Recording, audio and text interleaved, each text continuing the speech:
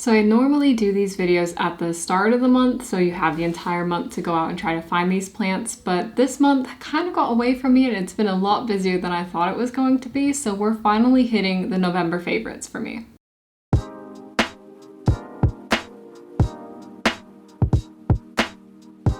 I think there's one plant actually that I'm repeating on this list, but it's been doing too well to not include on this month's list. But we're gonna start with one that I actually just picked up today, so I don't really know the name of it or the care for it, but it's this Begonia, and I think it starts with an A.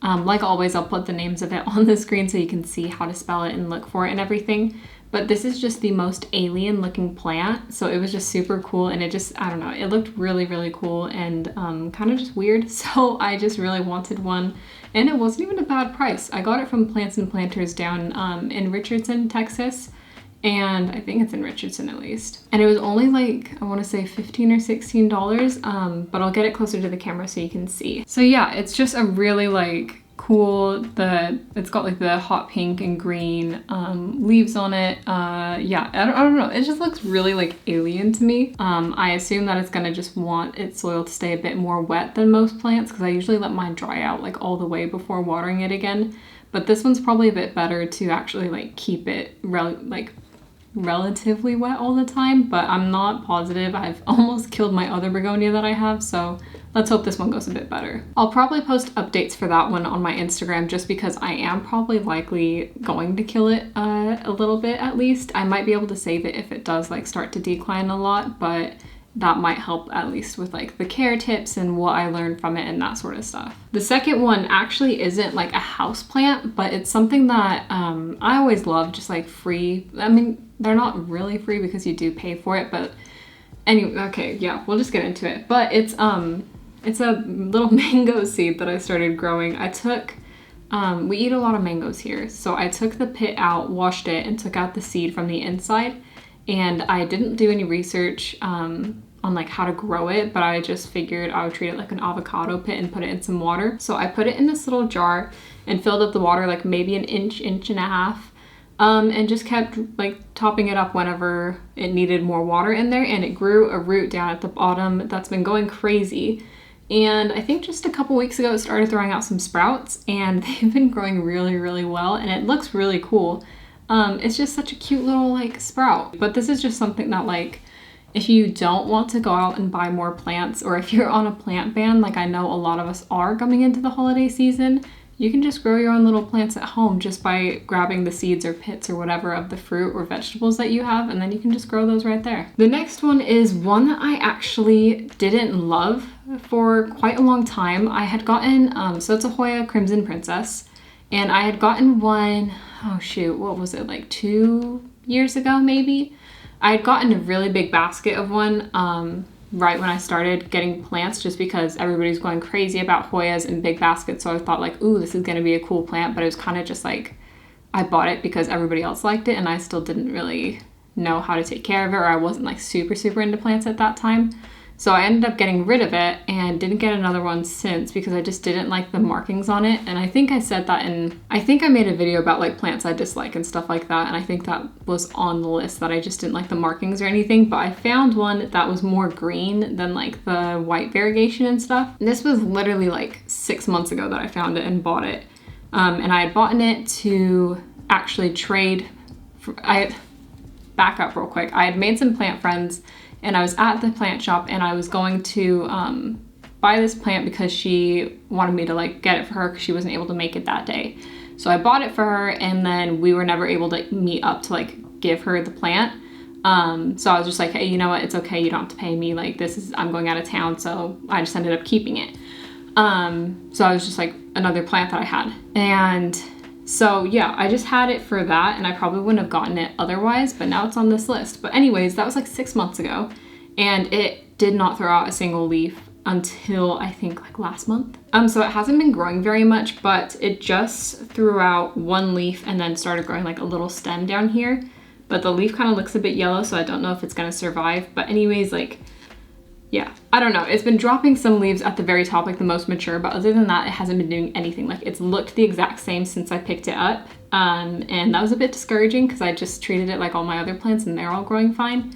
But I just checked like last week or 2 weeks ago and it's throwing out a brand new stem over on this side. So I'm super excited about it, and it's almost just like it's finally growing type thing. So, oh, it has actually another stem that I'm seeing right here. So it's got 2 new stems coming out. So it's just super exciting to see it finally growing, and almost just like, I don't know, it's a bit more rewarding than just having it sit there and not do anything, because it makes me feel like I'm actually doing a good job or a decent job taking care of it. But if you can see, there's just that light pink stem right there, and it's just really cute, and I hope that it continues to grow and like actually keeps those leaves that it's putting out right now. Because I do think it would be cute once it starts growing out, but like as you can see, I like this one more because it has like loads of green on it and less of the white. Like the plain white leaves, or just like the majority white leaves that it has up here, aren't my favorite, just because I like green leaves. But then the ones down here that have just like that little splash of white is kind of cute, so that's why I liked this one when I don't usually like the markings on a Crimson Princess. Anyways though, I'm sorry, that one was like a really long rambling one. But yeah, it's super easy to care for. The fact that I haven't really been doing a ton of like special care for it, and it's still been like surviving without showing any signs of like distress or anything, is pretty good. So I think they're classed as like easy care. So if you're looking for something that maybe is a bit different, then that's a good one to go for. Like I said, the next one is one that I have included on a previous favorite houseplants list, but it's grown quite a bit since then. And this is one where if you've been in the US in the past year, there was a real big craze when these started hitting the big box stores quite regularly. And now I feel like in most of the groups that I'm in, I've seen that craze has kind of died down a bit, and people are actually just leaving them on the shelves and not even rushing to get them anymore.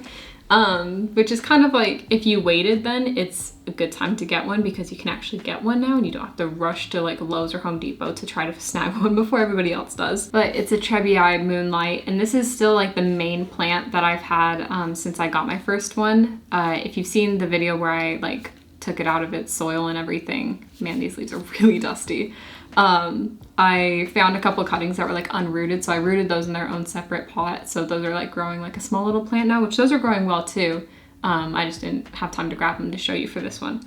But this is the main plant still, and I've kind of just like let it grow as is without chopping it at all to kind of trial it, see how it would grow and see how it like, if it like wants to vine and is going to grow as a vining plant, or if it looks like it should be like climbing and everything, which I mean, I know vining plants are typically gonna always like to climb, but there's like some pothos that will grow really thick and full straight away when they start vining, and then there's some that will like get really leggy, so it looks like you have to like stake them up so they don't get so leggy and the leaves get bigger and everything. So I just wanted to kind of trial it and see how it would grow. And this one, granted, it does grow in very leggy and the leaves are quite smaller, but I just think it's so cute. I don't know. It's a bit long to like show it all on camera, but let me see. So let me first, this is the main portion up here. It's got basically all the same leaves. I don't know if it's dropped a single leaf since I got it and since it's been growing. And then it started trailing on this side as well as the main bit that's been trailing for a while. But this is the trailing bit, and the leaves aren't like super far apart until you get down here to this lower bit. But I honestly don't mind it. It's kind of just been trailing across a little like reading nook area that I've had, and it's doing just fine. But this is one that's been really, really easy to care for actually. Like the leaves completely fold and look quite like wilted when it needs to be watered, and then other than that, it just kind of does its own thing, and it doesn't need water like all that often, to be honest. It might be the soil mix, it might retain a lot more water easily.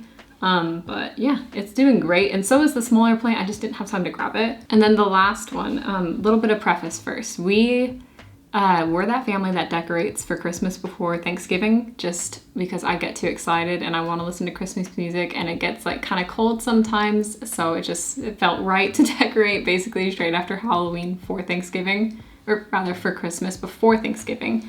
So, but this is our first year in a house, so I don't have a tree that's like a house-sized tree. I mean, I had like a little 3-foot one when I lived in my first apartment, but I just didn't take it with me. So we didn't have a tree, and I didn't have time to go out and buy one, and I just didn't know if I wanted to spend that kind of money on a tree at that point, so we didn't get one. But I wanted to decorate something, and I've gotten into estate sales in the past like couple months or so.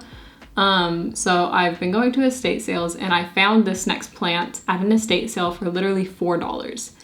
So I brought it home, fixed it up a bit. It still looks quite rough, but I made it our Christmas tree. And like, yeah, it'll make sense. One second, let me grab it. I'm not sure the best way to show this one actually. It's a Norfolk Pine, and as you can see, we put little ornaments on it to decorate for Christmas. It kind of looks like a little Charlie Brown tree in that it's just quite small and sad and like droopy and stuff, and there's kind of spider webs all over it because there's spiders everywhere in Texas for some reason. And then it's got a little sash to like kind of hold it up because it's leaning a bit, because it wasn't getting much care at the house that I got it from for $4.